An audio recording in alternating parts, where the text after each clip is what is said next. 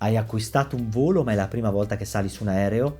O ancora, hai già volato ma è passato una marea di tempo? Benissimo, il video di oggi è proprio per te. Andremo a vedere le istruzioni basilari per chi non ha mai volato, sia in aeroporto che quando si è in volo che quando si arriva nell'aeroporto di destinazione. Questo per darti una guida generale su come muoversi e eliminare tutte le paure possibili. Prima di iniziare però ti ricordo di iscriverti al canale YouTube di Viaggio Vero se non l'hai ancora fatto cliccando sul pulsante iscriviti e anche sulla campanella, perché in questo modo riuscirai a ricevere tutti gli aggiornamenti dei video che andrò a pubblicare. Ora seguimi ed entra in aeroporto con me.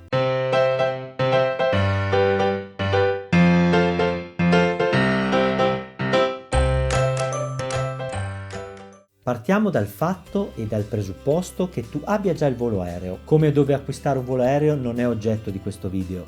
Tu hai già un volo aereo, siamo al giorno della partenza e arrivi in aeroporto. A questo punto ci possono essere due scenari. Il primo scenario è che tu abbia già fatto il check-in online e voli e viaggi soltanto con il bagaglio a mano, come succede in tantissimi casi con le low cost che viaggiano adesso. Quindi hai già fatto il check-in online nei giorni precedenti e quindi hai già la carta d'imbarco cartacea oppure sull'applicazione della compagnia aerea e voli e viaggi soltanto con il bagaglio a mano. In questo caso, come entri in aeroporto, devi recarti verso gli imbarchi, ovvero i controlli. Secondo caso, secondo scenario, è che tu non abbia ancora fatto il check-in perché non era obbligatorio farlo con la compagnia con cui hai comprato il biglietto con cui volerai e o hai già fatto il check-in online ma devi consegnare dei bagagli da mandare in stiva, quindi un bagaglio magari da 20 kg che hai comprato extra, perché solitamente con le compagnie low cost i bagagli da mandare in stiva hanno un costo a parte. Nel caso in cui tu debba consegnare un bagaglio e mandarlo in stiva o nel caso in cui tu debba fare ancora il check-in online perché non era obbligatorio con quella compagnia, appena entrato in aeroporto dovrai guardare i monitor che sono un po' ovunque, cercare il tuo volo e guardare quali sono i banchi, il numero dei banchi, l'indicazione del numero dei banchi della compagnia aerea dove verrà fatto il check-in e o consegnati i bagagli e recarti verso quel numero e quindi verso quei banchi. Solitamente i banchi delle compagnie aeree aprono circa 2 ore prima del volo, quindi ti consiglio di arrivare anche un po' prima, è sempre meglio e ti spiegherò perché dopo. Comunque ti metti in fila e una volta aperto il banco consegnerai il documento con cui voli, il biglietto aereo o nel caso tu abbia già fatto il check-in e debba solo consegnare bagagli, consegnerai anche la carta d'imbarco. Le hostess di terra etichetteranno il bagaglio per spedirlo nell'aeroporto di destinazione, lo metteranno sul nastro e ti daranno la carta d'imbarco nel caso in cui il check-in lo dovevi ancora fare, oppure ti daranno l'etichetta, soltanto l'etichetta del bagaglio nel caso venga perso, con il numero appunto del bagaglio stesso. A quel punto dovrai recarti con il tuo solo bagaglio a mano e la carta d'imbarco in mano verso gli imbarchi, ovvero i controlli. Arrivato agli imbarchi dovrai mostrare la tua carta d'imbarco per dimostrare che stai per volare. Ti metterai in fila ed è per questo che ti dico di arrivare sempre circa 2 ore e mezzo prima del volo, perché può essere che ai controlli, visto che si fanno per tutti i voli, ci siano file anche importanti che fanno perdere tempo, per cui è sempre meglio presentarsi un po' prima. Farai la fila e una volta arrivato davanti ai controlli dovrai toglierti la giacca, toglierti gli occhiali, il cappello e mettere tutto negli appositi contenitori di plastica. Inoltre dovrai togliere portafogli, cintura se è metallica, tutta la roba metallica che puoi avere addosso, comprese monete, le dovrai mettere nei contenitori di plastica. Inoltre dal bagaglio a mano dovrai estrarre tutta la roba elettronica, quindi fotocamere, tablet, computer, tutto quello che è elettronico andrà estratto dal bagaglio a mano e appoggiato all'interno dei contenitori di plastica. Un'altra cosa da tirar fuori dal bagaglio a mano se viaggi con solo quello è la tua roba da bagno, ovvero i tuoi liquidi inferiori ai 100 ml, perché ad esempio le bottigliette d'acqua vanno gettate prima di questo passaggio, perché altrimenti ti vengono ritirate e comunque impieghi più tempo.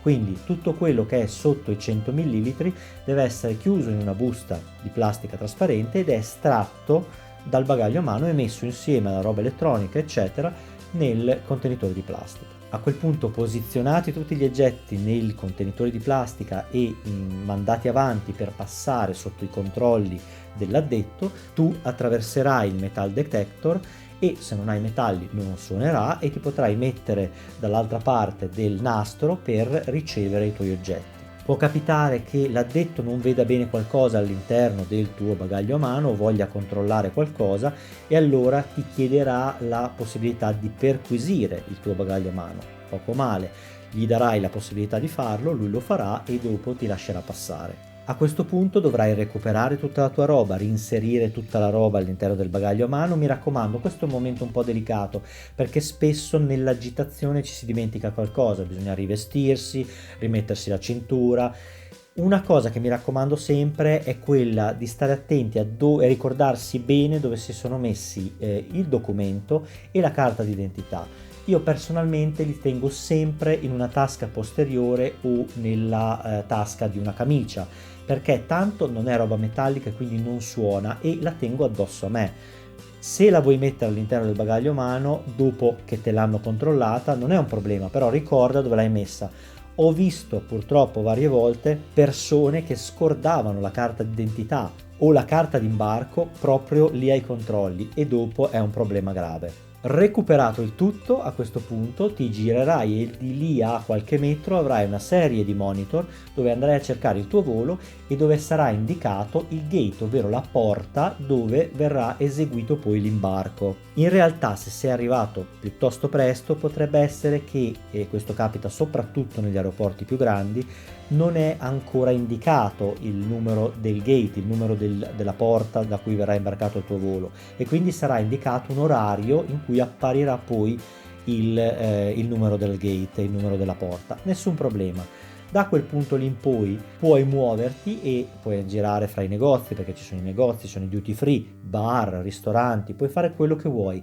L'importante, quello che ti consiglio, è di controllare ogni tanto i monitor se non era ancora uscito il numero del gate, oppure se era già uscito recarti al gate dai 30 ai 45 minuti prima del tuo volo, perché normalmente l'imbarco inizia proprio in quel lasso di tempo lì. Quindi mi raccomando, vai e recati al gate, alla porta 30-45 minuti prima. Mi raccomando, un'altra cosa importante, spesso e volentieri gli aeroporti sono grandi e si impiega anche 10-15 minuti dai negozi a raggiungere poi il gate, quindi mi raccomando, valuta bene la tempistica perché che dopo non arrivi in ritardo all'imbarco.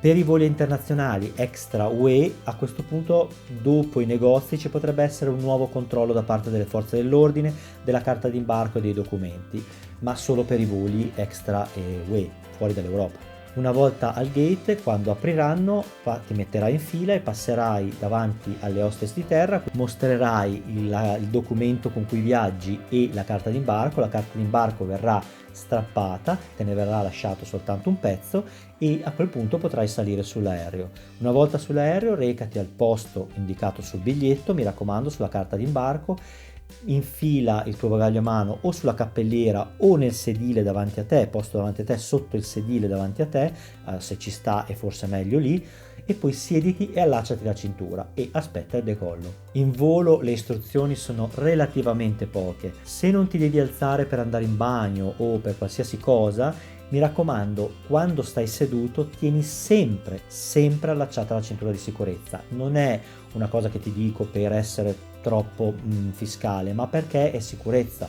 Nel caso di un vuoto d'aria, se hai la cintura non hai problemi, se il vuoto d'aria è forte ti trovi contro il soffitto e non è mai bello. Riguardo appunto ai vuoti d'aria e alle turbolenze, qualcosa può anche sempre succedere, quindi un minimo di turbolenza, un minimo di vuoti d'aria non esagerati ci può sempre essere, quindi non ti preoccupare, è una cosa assolutamente normale. La regola è quella di seguire sempre le istruzioni della spia di accensione delle cinture. Se quella è accesa deve essere sempre allacciata, ma come ho detto prima, se sei seduto tienila sempre allacciata e non stare in piedi, girare, fare, perché non serve a nulla e stai ostacolando soltanto il lavoro dell'hostess e degli steward. Una volta atterrati, nello stesso modo slaccia la cintura solo e soltanto nel momento in cui si spegnerà il segnale luminoso delle cinture, non fare come fanno tantissime persone maleducate che iniziano a slacciarsi prima, è anche pericoloso perché l'aereo è ancora in movimento.